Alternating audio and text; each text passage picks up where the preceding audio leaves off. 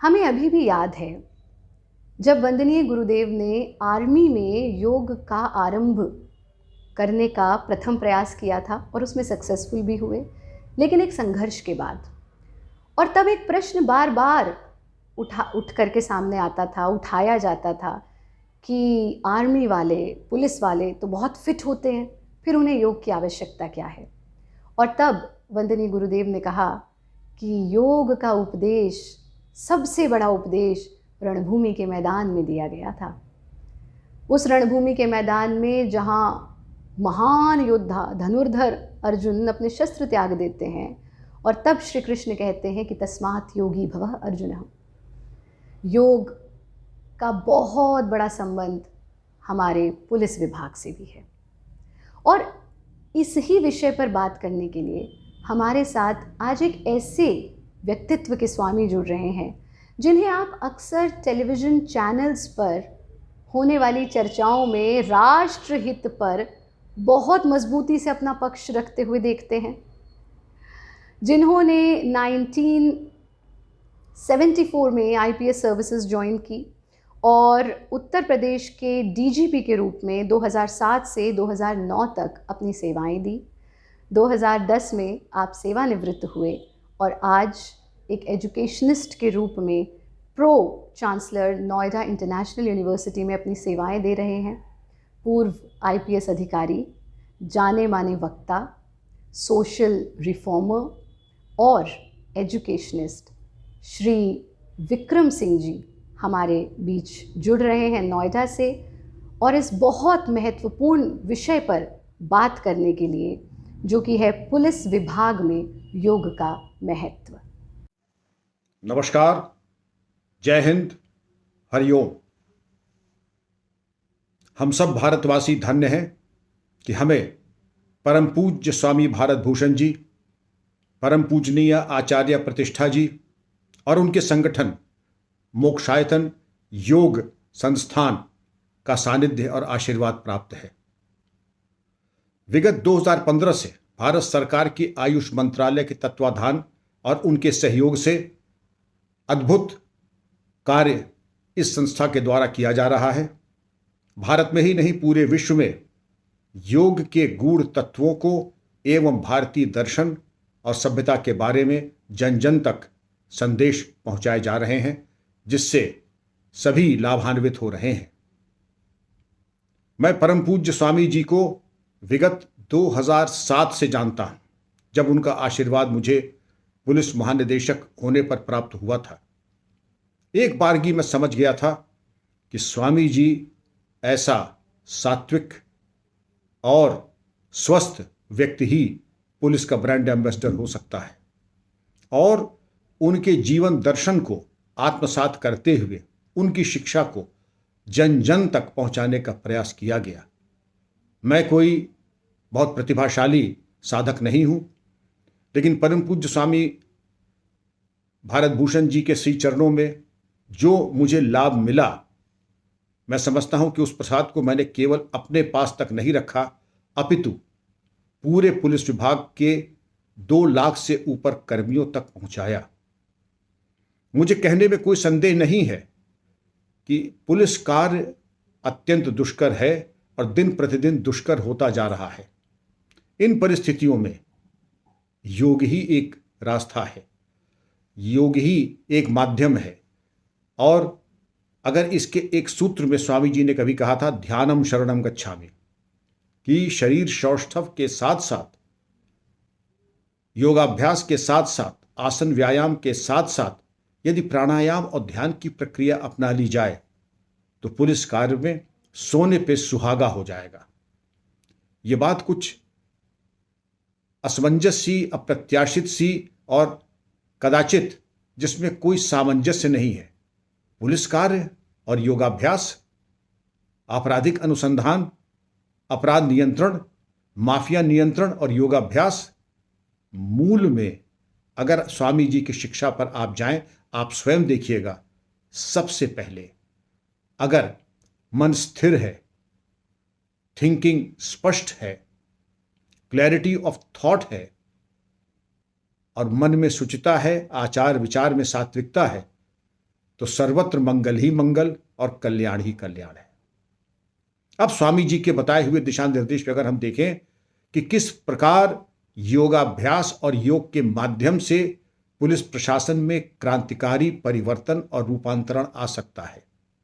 सबसे पहले आपने देखा होगा कि पुलिसकर्मी चूंकि स्लीप डिप्राइवेशन होता है, इंफॉर्मेशन ओवरलोड होता है, विश्राम की कोई समुचित व्यवस्था का अभाव रहता है, तो ये कह देना कि प्रत्येक पुलिसकर्मी को चाहिए कि वह अपने मन को शांत रखे, ये कह देना तो आसान है, परंतु है बड़ा दुष्कर।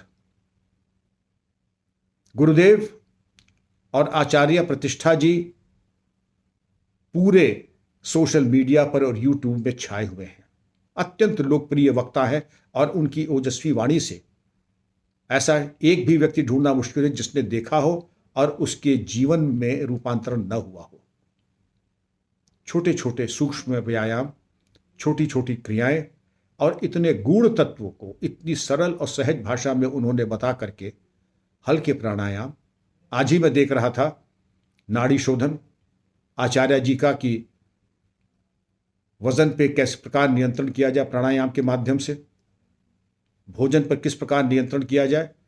ये वो मूल मंत्र हैं पुलिस की कार्य पद्धति में कि अगर केवल इन तीन बिंदुओं पर कार्य कर लिया जाए तो अत्यंत क्रांतिकारी और लाभकारी परिणाम प्राप्त होंगे। अगर पुलिसकर्मी ये कहता है, जिसका कि मैं प्रत्यक्षदर्शी रहा हूं और भुक्तभोगी भी रहा हूं, शायद ही कभी 5 घंटे से ज्यादा सोने को मिले, लेकिन अगर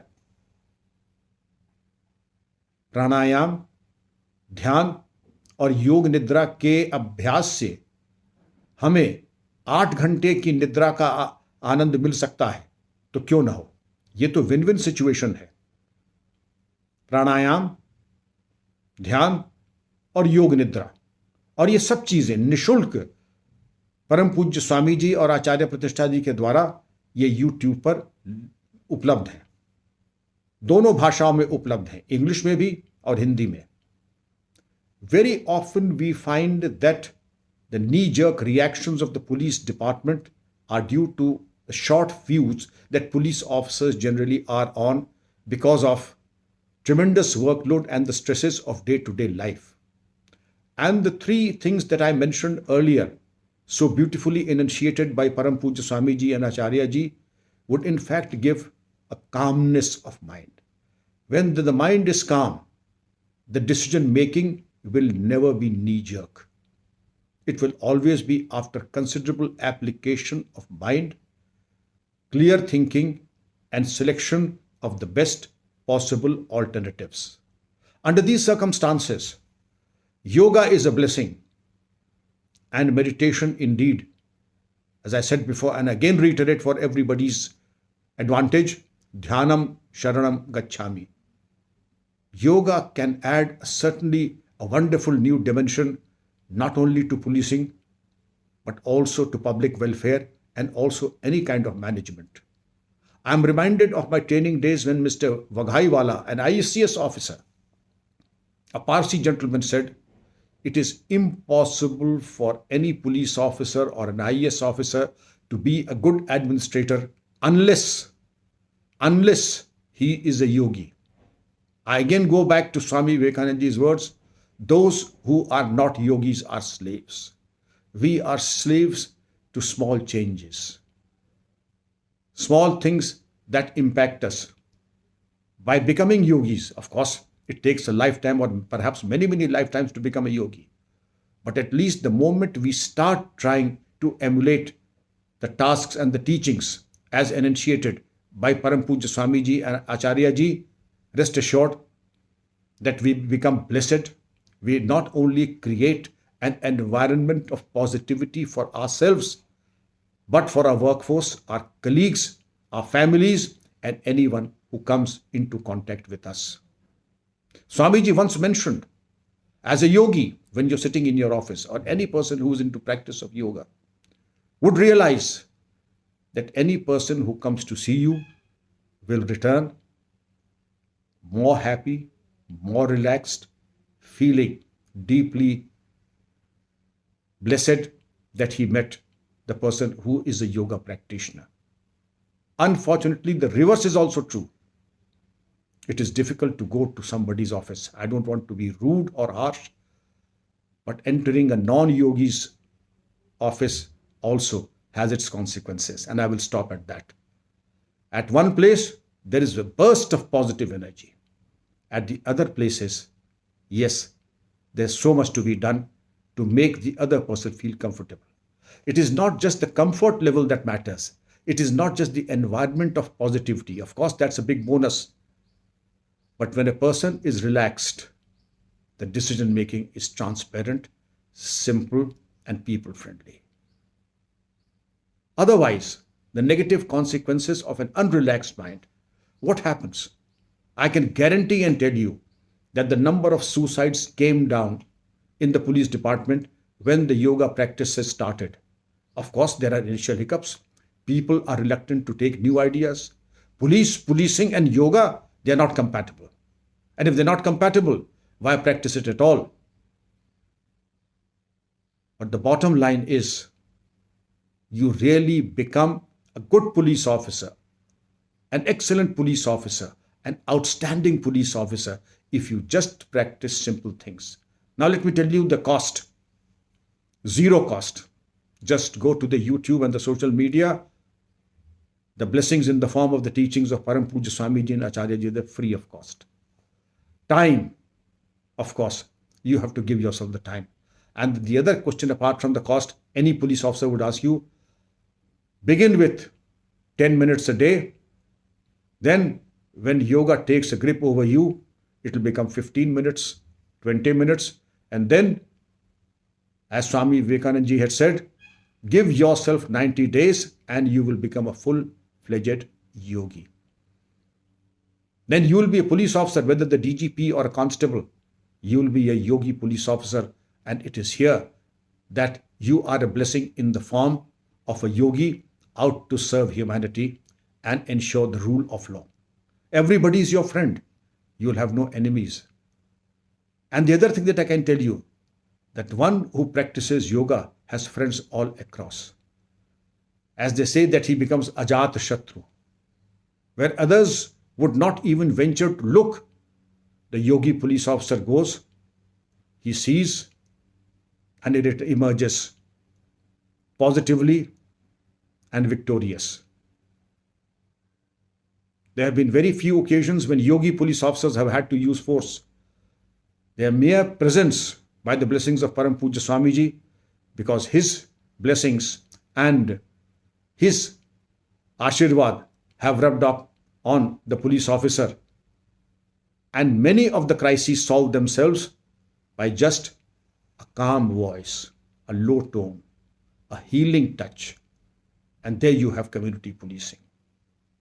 What a difference between what used to be the case 50 years ago when a police officer was supposed to be a half butcher and half human.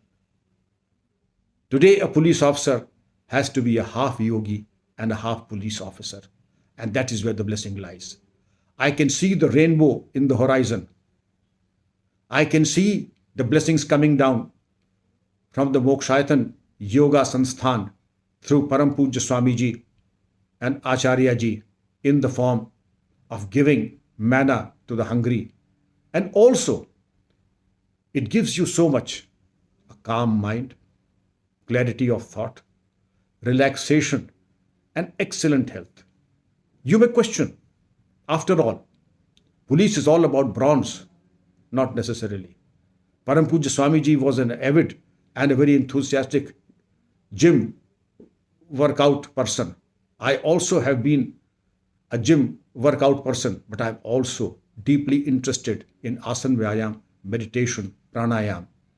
And I've been fortunate to be learning at the feet of Param Pujya Swamiji.